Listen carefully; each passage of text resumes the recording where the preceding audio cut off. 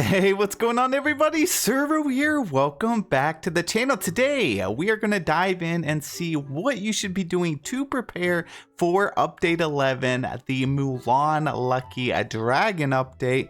It looks pretty exciting, and I gotta say, based on what we've got so far, it doesn't look like the update's gonna be super huge, so it's not like these are like, you must get this stuff done to prepare for the next update. There's really only one thing that you absolutely need to do to make sure you are not behind, and we're gonna check that out in just a moment. If you guys do enjoy this video at all, please be sure to hit that like button, subscribe to the channel. I got you covered on all the guides with the next update, and I'm really excited to dive into it with you. So let's take a look at the list. Up first, grind up some Dreamlight. So make sure you have about, I want to say at least 17,500, 20,000 just to be safe. And that is mainly because this right here is what you're going to need to unlock the realm.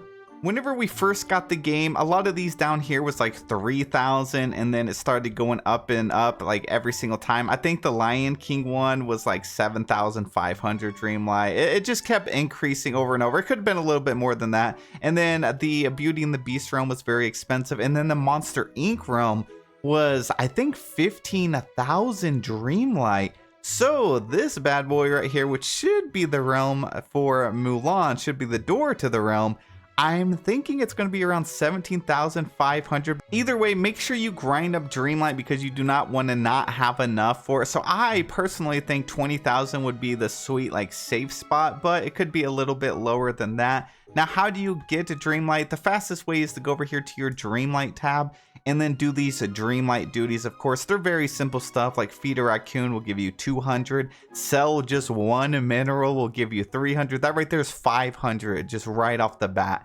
Catch 3 fish, any fish from the Frosted Heights, 150, serve a meal, 250, and then if you have the expansion, you get other stuff like find one time bending give. This one actually can take a little while, but as you can see, you could do all of this in just a few minutes and you'll get pretty much like 1,000 Dreamlight. So just start working your way up there. You also have these little milestones over here that you could do as well to turn in, and they'll increase how much Dreamlight you actually have. Now up next, this is a very important tip because you don't want to make this mistake or it could cost you so much time with the next update. Whenever we get the new star path, sometimes they throw in some quests that will make you go and do some fishing. I say sometimes, we all know it's a million fishing quests.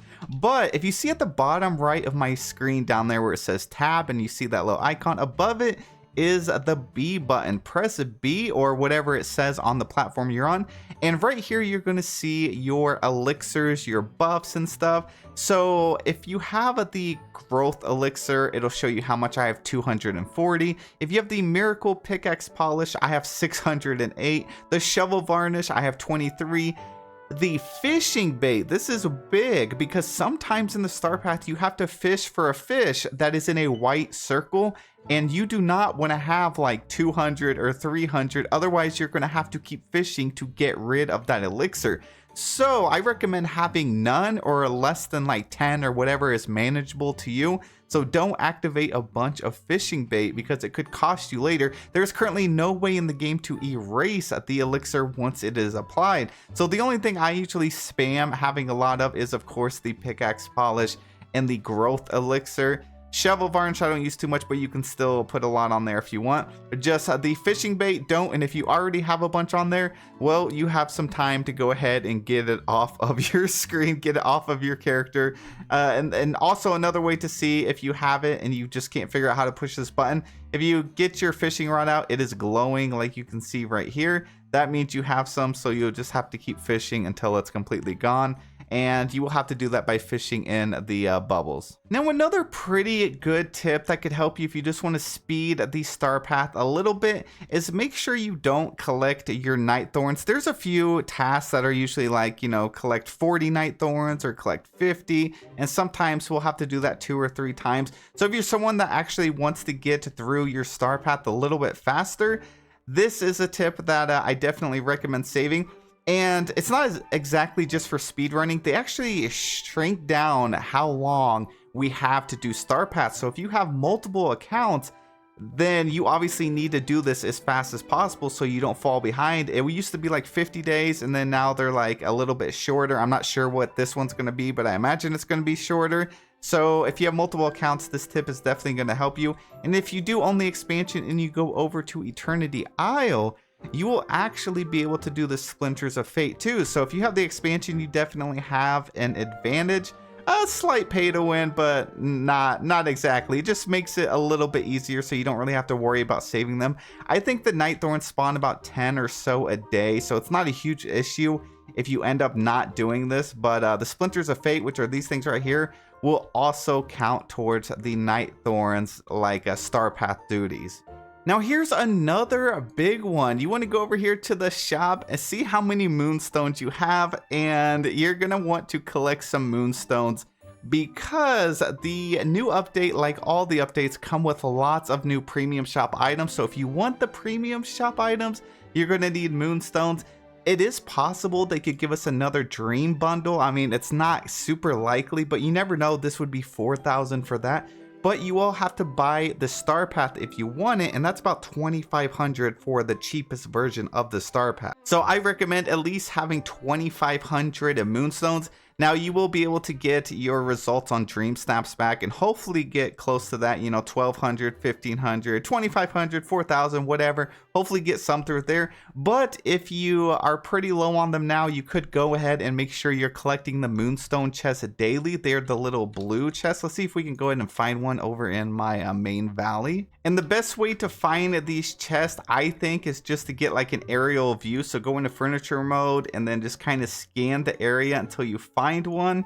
And then they're pretty easy to spot. Oh, here we go. We got one down here in the glade. So we're going to teleport over there. And you'll be able to get 50 moonstones from this. So that is one way that you can do it. And you can get a couple of these to like stack up. So if you miss one day, don't worry, there's probably at least 2 of these somewhere in your valley, so go ahead and check them. And then you can also go over here and start voting, and that will give you at least 50 for the week. So if you haven't claimed those, make sure you do that. Now the last and probably the most fun thing you can do is try and find out where to put Mulan's house. Now I actually have my valley pretty well decorated. I'm not opposed to the idea of altering it and trying to work her house in here some way, but most of my biomes are just like completely maxed out and full. I really only have like the glade over here. It might look good over here, I'm not sure. I feel like it's going to be a pretty big house. They showed like a tiny piece of what the house is going to look like, and watching the films, it gives you a pretty good idea. I feel like maybe honestly it could be a larger home like the mini casita over here, but try and just figure out where you want that style of house to go and maybe work it into a build somehow. And that is pretty much it for this video. Like I said, I don't think it's gonna be a massive update. I don't know how much they're really gonna change, but it's always good to be prepared, especially if this is a game you're passionate about. Of course, load up on, you know, like gems and resources and things. We usually do lots of cooking, and I think it's going to be a really great update. So let me know in the comment section below what you are doing to prepare for the update. That way we as a community can read through them and get some better ideas on what we should do. I hope you guys have the best day ever, and I'll see you in the next one.